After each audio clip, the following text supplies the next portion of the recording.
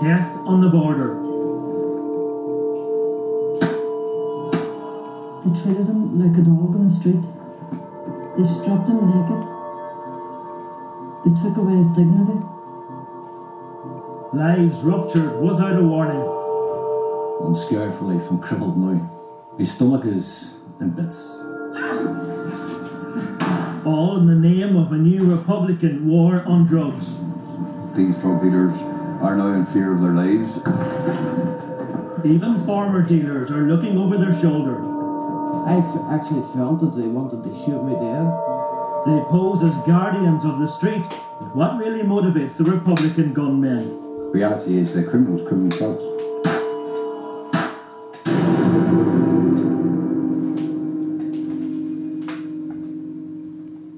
For more than a year and a half now, Republicans have been on a violent crusade to suppress drugs in Londonderry.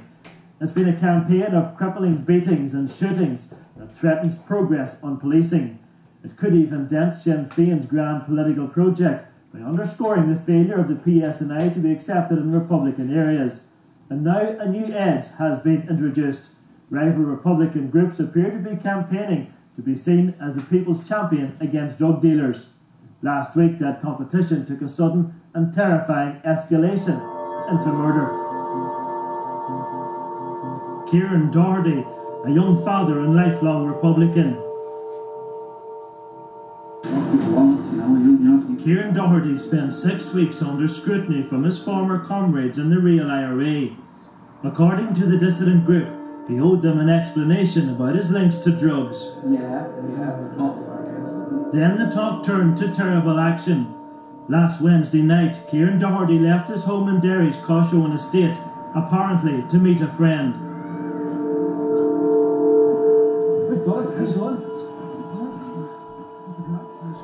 Instead, he was abducted by a group of men. He was driven to an isolated spot near the border and dragged from the car.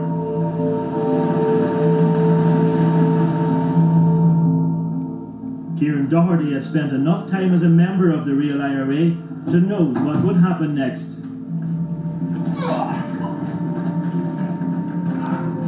To be taken away by so-called friends, to be taken to a country road, to have his dignity stripped from, to be stripped almost naked, to be bound, and to be executed in the worst possible way on a country lane.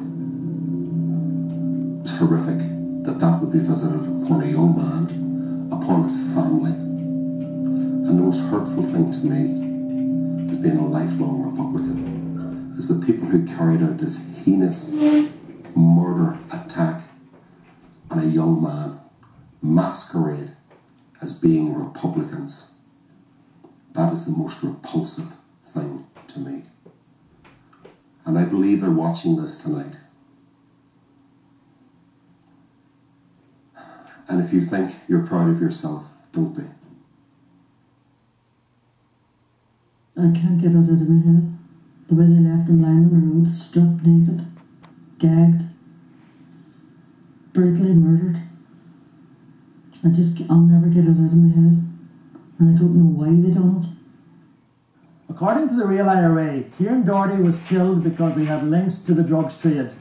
Whatever the truth, his killing appears to be part of a frightening spiral of Republican violence against drug dealers in which different groups are vying with each other to take the toughest stand in the city. Kieran Doherty appears to be a victim of that struggle, but his killers claim that as a senior member of the real IRA, he knew the risks.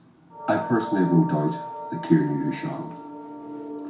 Kieran left the home that he shared with his lifelong sweetheart, a girl he was going to marry in 2 months' time, and their child. To go and meet someone I'm sure he regarded as a friend. God only knows the horror that Kieran experienced, the fear of a so-called friend who lured him to his death. To blacken his name by saying that somehow he had become part of a criminal gang, to say that he'd become involved in some drug episode of which no evidence has been put forward. The gang had already decided that they would not tolerate any link to drugs. Well, these organisations, including the real IRA, present themselves as militaristic, disciplined, cause-driven, and when they're tainted by the suggestion of crime, that damages them. And when they're damaged, they respond in this way. They take their own action and they deliver their own justice. And Kieran Doherty was a victim of that instant justice. As a member of the real IRA, Kieran Doherty was subject to a different set of rules. If he had actually been a civilian, he would have perhaps been put out of the country, or there would have been a punishment attack carried out on him, a six-pack, whereby someone is shot in the elbows, the ankles and the knees. But because he was a real IRA member, and because the organisation has such a strong anti-drugs policy, and because it is implementing that policy against ordinary people in Derry, it took a very, very tough stance when one of its own members violated real IRA rules. Kieran Doherty, here at his sister's wedding, had a criminal past. He was jailed for an armed robbery at a hotel in Donegal. The money was to go to the real IRA. In Portlaoise jail, he became the officer commanding of the real IRA prisoners. Kieran Doherty was 24 at that stage, which is very young to be an OC in a jail. There were fewer real IRA prisoners in the prison than there are now, so maybe that is why he rose through the ranks. He was a very relaxed person. He had a happy-go-lucky attitude. I wouldn't have thought he was the most politically astute Republican I've ever interviewed, but he certainly wasn't stupid. He served 4 years in Portlaoise jail. When Kieran was released from prison, Kieran started to rebuild his life and had no part of any organisation. He tried to get himself employment, he tried to better his life. Kieran was a very trusting young man, a very kind young man, a man highly regarded in this community by everyone. Kieran was a loving father to his daughter. He took her everywhere. And now she's starting to talk, where's my daddy? She'll never forget him. She's going to grow up wondering where her daddy is, what happened to him, why did they brutally murder him? I don't know. That's all I want to know, and I hope somebody comes forward and tells me.